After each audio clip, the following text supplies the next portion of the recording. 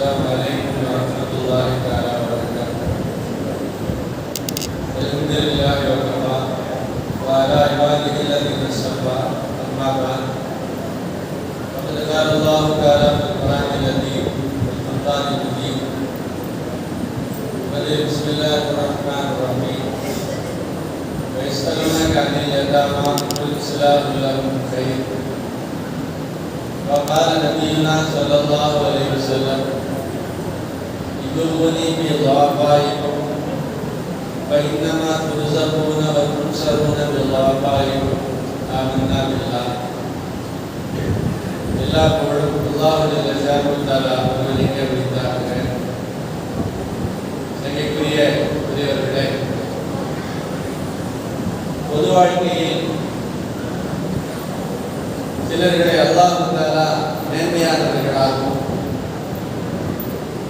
சிலர்களை உயர்ந்தவர்களாகவும் சிலர்களை அந்தஸ்திலே குறைந்தவர்களாகவும் படைத்திருக்கிறார்.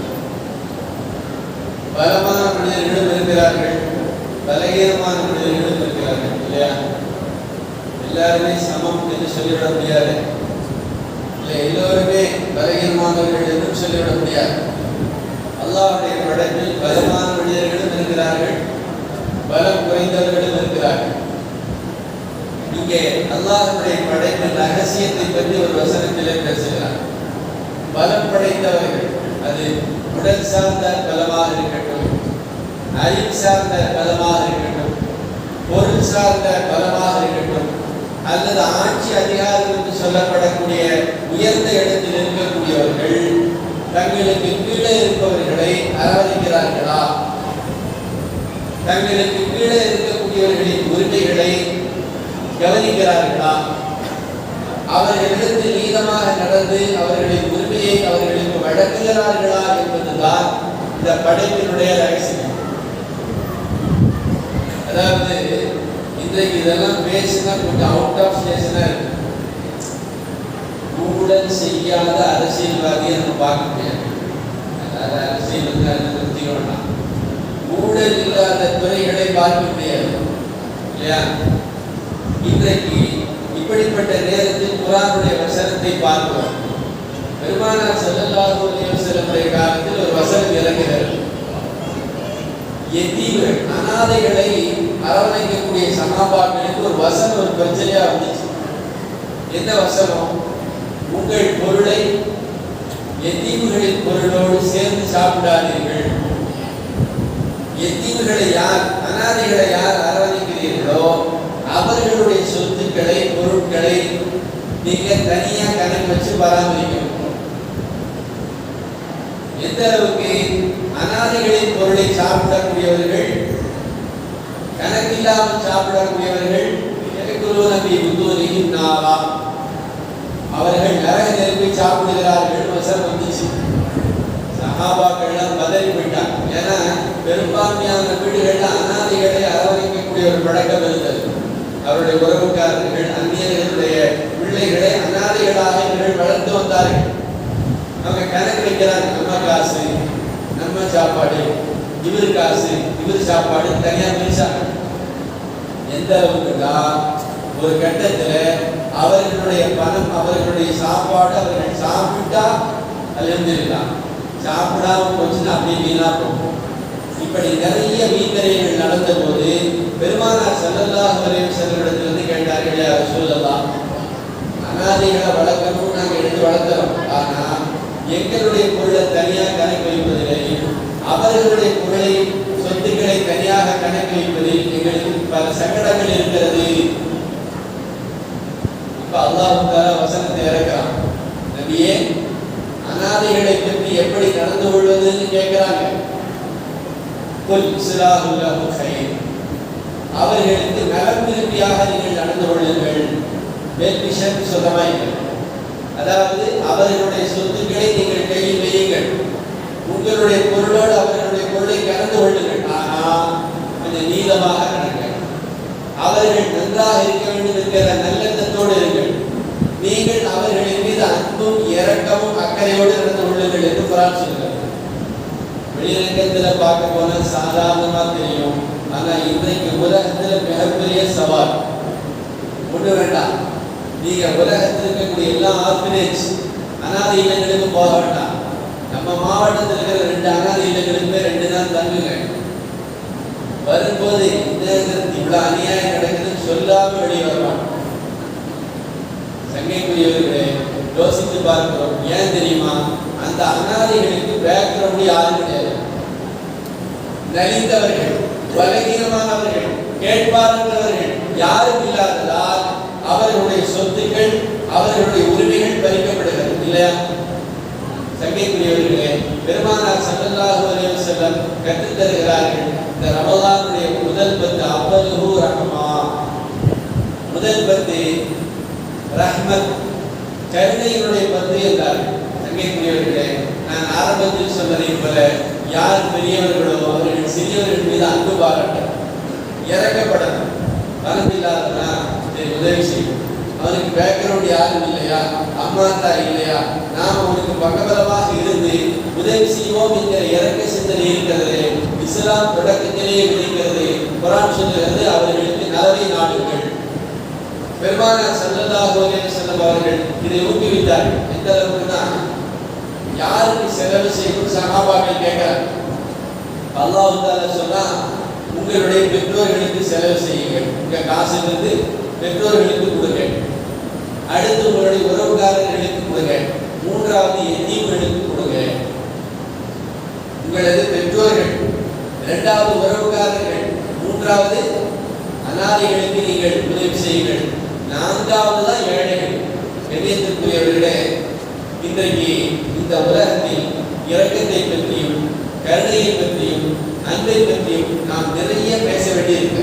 ஒரு கவிஞர் எழுதுகிறார், கருணை இல்லம் என்று எழுதப்பட்டிருக்கிறது, ஆனால் இல்லம் இருக்கிறது, கருணை இல்லை. கருணை இல்லம், இல்லம் இருக்கிறது, ஆனால் என்ன இல்லை? கருணை இல்லை. கண்ணியத்திற்குரியவர்களே, இன்றைக்கு ஏழைகள், அனாதைகள், பலகீனமானவர்கள் அவர்கள் நசுக்கப்படுகிறார்கள் என்பது சர்வதேச அளவில் நாம் பார்த்து கொண்டே இருக்கிறோம். நேற்று தான் ரமலான் தொடங்கிச்சு, சிஏவும் தொடங்கிச்சா இல்லையா? ரமலான் தராவீங்க அந்த பரபரப்பில் முஸ்லிம் சமூகம் சென்று கொண்டு இருக்கிறது. அந்த பக்கம் கொல்லப்புறத்தின் வழியாக வருவதை போல மத்திய அரசு சிஏஏ சட்டத்தை அமல்படுத்தி விட்டது. இப்ப நம்ம அந்த பக்கம் திரும்புறதா அல்லது ரமலான் மாதத்தினுடைய இந்த வணக்க வழிபாடுகளில் ஈடுபடுவதா என்று தெரியாமல் தத்தளித்துக் கொண்டு இருக்கிறது ஒரு சமூகம் இல்லையா? கண்ணியத்திற்குரியவர்களே, உயர்ந்த இடத்தில் இருப்பவர்கள் தங்களுக்கு கீழே இருப்பவர்களை அரவணைக்க வேண்டும், அன்பு பாராட்ட வேண்டும், அவர்களின் உரிமைக்கு நான் பாதுகாப்பு என்று சொல்ல வேண்டும். அபூபக்கர் ரலியல்லாஹு தஆலா அங்க கலீஃபாவா வர்றாங்க. ஒரு அரசருக்கு, ஒரு தலைவருக்கு, ஒரு ஸ்தாபனத்தை நிர்வகிக்கக்கூடியவர்களுக்கு இருக்கக்கூடிய அடிப்படை உணர்வு எப்படி இருக்கும்னா, அவர்கள் சொல்லுகிறார்கள், உங்களிடத்தில் யாரெல்லாம் பலம் வாய்ந்தவர்களோ அவர்களெல்லாம் என்னிடத்தில் பலகீனமானவர்கள், உங்களிடத்தில் யார் பலகீனமானவர்களோ அவர்கள் என்னிடத்தில் பலம் வாய்ந்தவர்கள். அப்படின்னு என்ன அர்த்தம்?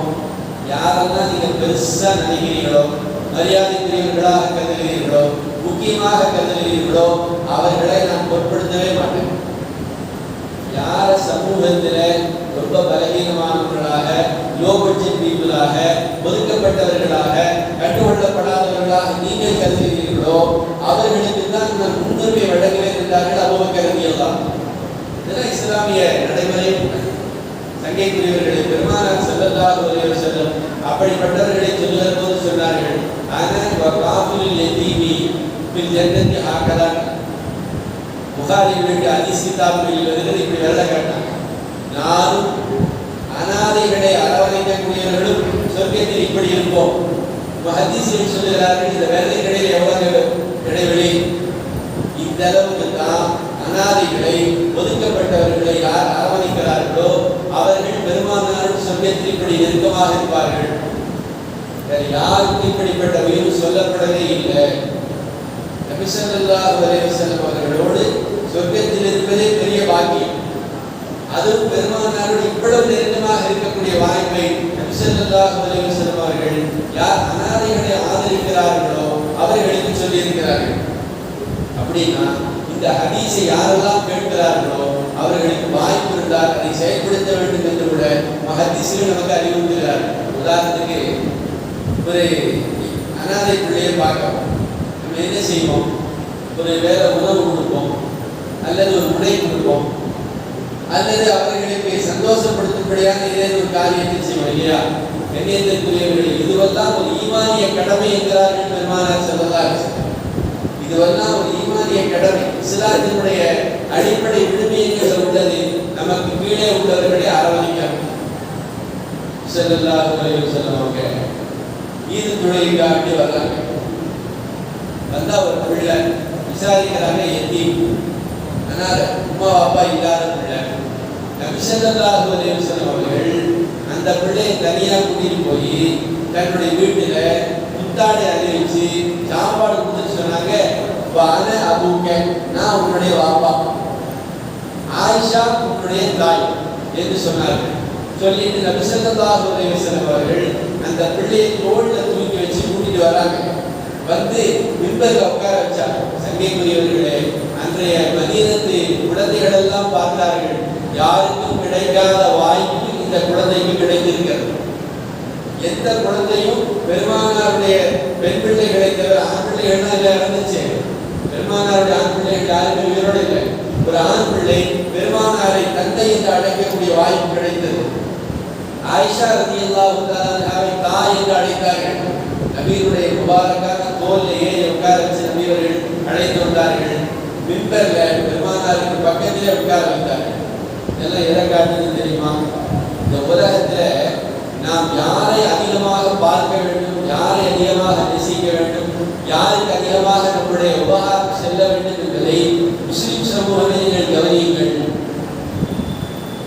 நமக்கு கீழே உள்ளவங்க, நம்முடைய சமூகத்தில் பலகீனமானவர்கள் மீது இறக்கப்பட வேண்டும்.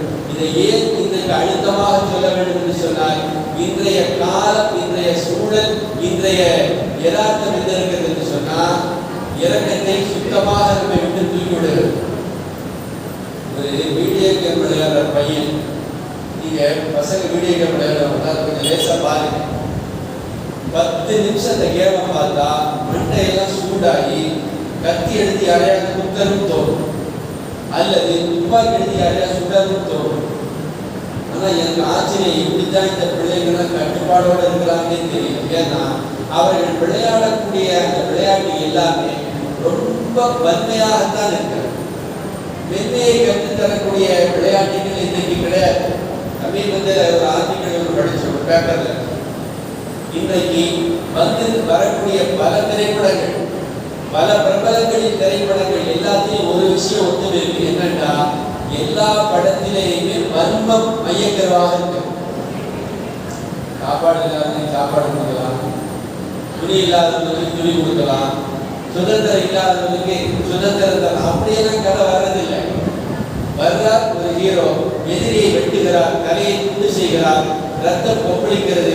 இதை பார்த்து இன்றைக்கு இளைஞர்கள் கைதட்டுகிறார்கள். எழுதலாம். அதாவது இன்றைக்கு எல்லா படங்களுமே எப்படி வருகிறது என்று சொன்னால், வன்முறையை கூட்டும்படியாக, வர்க்கத்தை ஊக்குவிக்கும்படியாகத்தான் வருதே தவிர, ஒரு மனிதன் சக மனிதனை மதிக்கக்கூடிய, இறக்கப்படக்கூடிய, அன்பு பாராட்டக்கூடிய நிலையில் இன்றைய படங்கள் வருவதில்லை. இதை பார்த்து உச்சக்கட்ட வேலை தெரியுமா? இதை பார்த்து பயப்பட வேண்டிய இளைஞர்கள் பயப்படாமல், ஜவாத் எங்க தலைவர் சூப்பரா நடிச்சிருக்கிறார்கள், எங்க தலைவர் சூப்பரா நடிச்சிருக்கிறார். எது? ஒரு கொடூரமான காட்சி அரங்கேறுகிறது. அதை பார்க்கக்கூடிய நம்முடைய சிறுவர்கள், இளைஞர்கள் அதை பாராட்டுகிறார்கள், ஊக்குவிக்கிறார்கள் என்றால், இவருடைய மனதில் அது வன்மம், கொடூரங்கிறதே போய் அது சரி என்கிற நிலைக்கு வந்துவிட்டது. இவன்கிட்ட போய், தம்பி உன்னை யாராவது அடிச்சுட்டா அவனை மன்னிச்சிரு, உன்னை யாராவது திட்டா அவனுக்கு நல்லது செய்யும் சொல்லி பார்த்து செய்யுமா? உண்மையாகவே என்ன காரணம் என்றால், அவர்களுக்கு இதுவெல்லாம் வாழ்க்கைக்கு அப்பாற்பட்ட ஒன்றாக ஆகிவிட்டது. முறைக்கக்கூடியவனே கையை வெட்ட வேண்டும் என்கிற சிந்தனை இன்றைய கலாச்சாரம் கூட்டுகிறது. அதனால தான் அடிக்கடி கேள்விப்படலாம் பேப்பர்களில், செய்திகளில், 9 வயது சிறுமி கடத்தப்பட்டார், பாலியல் வன்கொடுமைக்கு ஆளாக்கப்பட்டார். இந்த செய்தியெல்லாம் ஒரு 20-25 வருஷத்துக்கு முன்னாடி கேள்விப்பட்டிருக்கோம். சின்ன பிள்ளைங்க, நம்ம வீட்டுக்கு கூடிய சின்ன பிள்ளை மாதிரி தான் அதுவும். இதை கூட இந்த இளைஞர்கள் புரிந்து கொள்ளாத அளவிற்கு வர்க்கத்திற்கு போகிறார்கள் என்றால், இன்றைய காட்சி ஊடகங்கள், செய்தி ஊடகங்கள் அவர்கள் விளையாடக்கூடிய விளையாட்டு எல்லாமே எதை தூண்டுகிறது என்றால் கண்ணியத்திற்குரியவர்களே அவர்களுக்கு வன்மத்தை தூண்டுகிறது. ஒரு மன இறுக்கத்தில் அவர்கள் இருக்கிறார்கள். இப்பொழுது பெருமானார் ஸல்லல்லாஹு அலைஹி வஸல்லமுடைய வாழ்க்கையை பார்க்கிறோம். நபியவர்கள் அனாதைகளின் மீது வழிகாட்டுகளாக அதை பார்க்கக்கூடியவர்களுடைய மனமெல்லாம் இளையிருக்கும். சஹாபி சொல்லாரு, நபியனுடைய மனது ரொம்ப இறுக்கமா இருக்கும். என்னென்ன எதிலேயுமே என்னுடைய மனது ஒட்டவே இல்லை, என்ன செய்யணும்? நபியவர்கள் சொன்னார்கள், எத்தீமான மனிதனுடைய தலையை கொடுங்கண்டா. சாப்பாடு கொடுங்கன்னு சொல்லல, துணி கொடுங்கன்னு சொல்லல, அவர்களுக்கு வீடு கொடுங்கன்னு சொல்லல. அதெல்லாம் கொடுக்க முடியாட்டே பரவாயில்ல, ஐயோ பாவம் அம்மா பாப்பா இல்லாத புள்ள அவன் மீது அல்லாஹ்வுக்காக வேண்டி அவருடைய தலையில் அப்படி தடவி கொடுங்கண்டா. அப்படி தடவி கொடுத்தா பெருமானார் ஸல்லல்லாஹு அலைஹி வஸல்லம் சொன்ன சுபச்செய்தி என்ன தெரியுமா? எந்தெந்த முடிகளில் எல்லாம் உங்கள் கரங்கள் படுகிறதோ கியாமத் நாளில் அதற்குண்டான நன்மையை அல்லாஹ் உங்களுக்கு வழங்குவான். ஒன்று. இரண்டாவது, மனதில் இருக்கக்கூடிய இறுக்கம் போய்விடுகிறார்கள் பெருமானார் ஸல்லல்லாஹு. மனதில் இறுக்கம் இருக்காது. கண்ணியத்திற்குரியவர்களே, கண்டிப்பு தேவைதான், கடுமை கூட. வித்தியாசத்தை புரிஞ்சு, கண்டிப்பு என்பது வேறு, கண்டிஷன் என்பது வேறு, கடுமை என்பது வேறு. நம்முடைய பிள்ளைகளை கண்டிப்போடு வளர்க்க வேண்டும், நம்முடைய நிறுவனத்தை கண்டிப்போடு நடத்த வேண்டும். அதில் எந்த மாற்று கருத்தும் இல்லை. கடுமை கூடுமா? அந்த மனிதனை உருக்குலைக்கும்படியான தண்டனைகள் தரலாமா? நம்பிக்கைக்குரியவர்களை இன்றைக்கு கடுமைகள் தான் கண்டிப்பாக காட்டப்படுகிறது, கடுமைகள் தான் கண்டிப்பாக காட்டப்படுகிறது.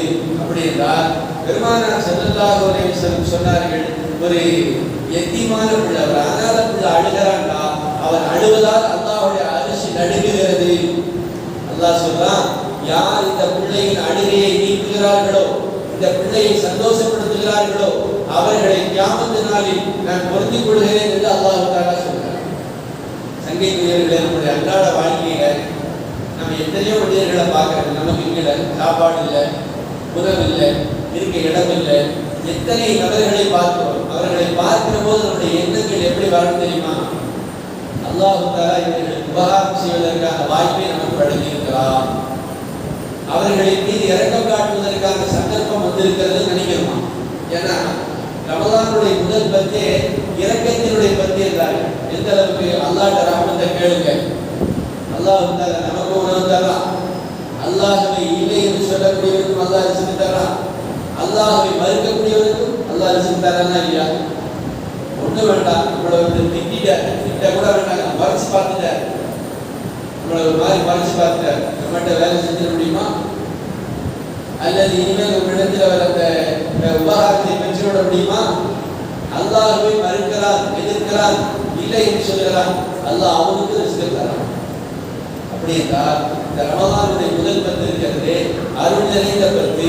நாம் அருளுடையவர்களாக அடுத்தவர்களுக்கு இரக்கம் காட்டக்கூடியவர்களாக இருக்க வேண்டும். நம்மை நாமே சோதித்து பார்க்க வேண்டும். கடுமையான சிந்தனை நம்மிடத்தில் இருக்கிறதா இல்லையா? ஏன்னா யூதர்கள் வழிகட்டு போவதற்கு அல்லாஹ் குர்ஆன்ல சொல்லும்போது அவர்கள் பாவம் செய்து கொண்டே இருந்தார்கள். அந்த பாவத்துக்கு தண்டனை என்ன தெரியுமா? ஜஅல்னா குலூபஹும் காசியா, பாவம் செஞ்சுக்கிட்டே இருந்தான். அல்லாஹ் சொன்னதை மறுத்தான், நபியை பொய்ப்படுத்தினான், குர்ஆனை விமர்சனம் பண்ணான். அவர்களுக்கு தண்டனை தந்ததாக சொல்லாமல் அல்லாஹ் என்ன சொன்னான்? ஜஅல்னா குலூபஹும் காசியா, அவர்களின் உள்ளத்தை இறுக்கமாக ஆக்கிவிட்டோம். உள்ளத்தை இறுக்கமாக ஆக்குறது அவ்வளவு பெரிய தண்டனையான உண்மைதான். ஏண்டா அவன் செய்யக்கூடிய எந்த பாவமே பாவமாவே தெரியாது. எவ்வளவு பெரிய விபரீதம் பாருங்க. யாரையா திட்டோம், யார் திட்டமே, அதோட வயசுல பெரியது, கோபத்திற்கு திட்டமே என்று மனசு நம்மை சஞ்சரிக்கிறது. அவங்க போன் பண்ணி பாய்க்கிறது, தெரியாம திட்டது நினைச்சுக்காரங்கன்னு சொன்னா கொஞ்சம் இறக்கம் இருக்குன்னு நாம் கொஞ்சம் மனிதர்களாக இருக்கிறோம். இணையத்திற்குரியவர்களே, நம்முடைய நோக்கத்திற்காக வேண்டி யார் எதை எதிர்பார்க்காமல் எதிரிகளாக இருந்தாலும் சரி நாம் அவர்களை காயப்படுத்துகிறோம், சங்கடப்படுத்துகிறோம். நாம் புரிந்து கொள்ள வேண்டும், இஸ்லாமிய இயல்புகளிலிருந்து வெளியேறுகின்றோம். அப்போ அல்லாஹ் மீது இறக்கப்பட வேண்டும் என்று யாரெல்லாம் ஆசைப்படுகிறார்களோ அவர்கள் தனக்கு கீழே இருக்கக்கூடிய தன்னுடைய மனைவி, மக்கள், பிள்ளைகள், உறவுகள், தங்களிடத்தில் பணி செய்யக்கூடியவர்கள், சமூகத்தில் இருக்கக்கூடிய நமக்கு கீழே இருக்கக்கூடியவர்கள் மீது அன்பு பாராட்டணும், இறக்கப்படணும். அப்படி இறக்கப்படும் போதெல்லாம் புரிந்து வைத்துக் கொள்ளுங்கள், நாம் எந்த அளவுக்கு பிறர் மீது இறக்கம் காட்டுகிறோமோ அல்லாஹும் மலக்குகளும் நம் மீது இறக்கம் காட்டுவார்கள். அல்லாஹ் போய் நிற்கும் போது அல்லாஹ் நம்ம மீது மன்னிக்கணும்னு நினைப்போமா இல்லையா? அல்லாஹ் சரிப்பா உன்னுடைய பாவங்கள்லாம் மன்னிச்சுட்டு போன்னு சொன்ன எவ்வளவு நல்லா இருக்கும்.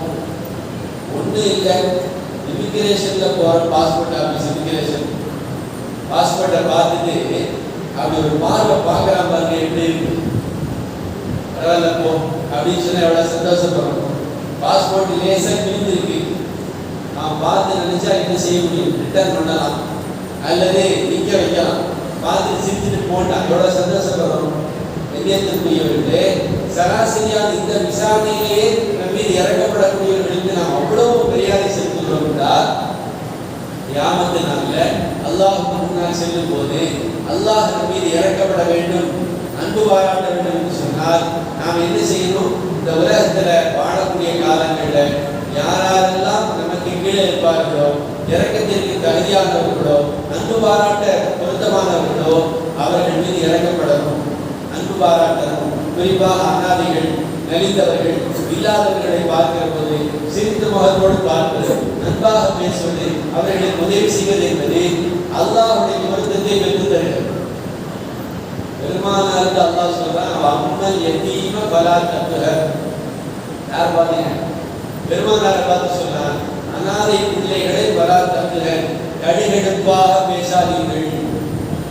கடுகடுப்பாக நம்முடைய வேலை செய்யக்கூடியவர்களிடத்திலே, நம்முடைய உறவுக்காரர்களிடத்திலே, பலகீனமான மக்களிடத்தில் கடுகடுப்பாக பேசுவது ஒரு மூமினுடைய பண்பல்ல. சிந்திக்கக்கூடியவர்களே, இந்த ரமலானுடைய முதல் பத்து ரஹ்மத்துடைய பத்து, அல்லாஹ்விடத்தில் யாரெல்லாம் ரஹ்மத்தை கேட்கிறார்களோ, அல்லாஹ்விடத்தில் யாரெல்லாம் ரஹ்மத்தை எதிர்பார்க்கிறார்களோ அவர்கள் எல்லாம் நம்முடைய வாழ்க்கையில, தினசரி வாழ்க்கையில நாம் பிறர் மீது அன்பு செலுத்த வேண்டும்.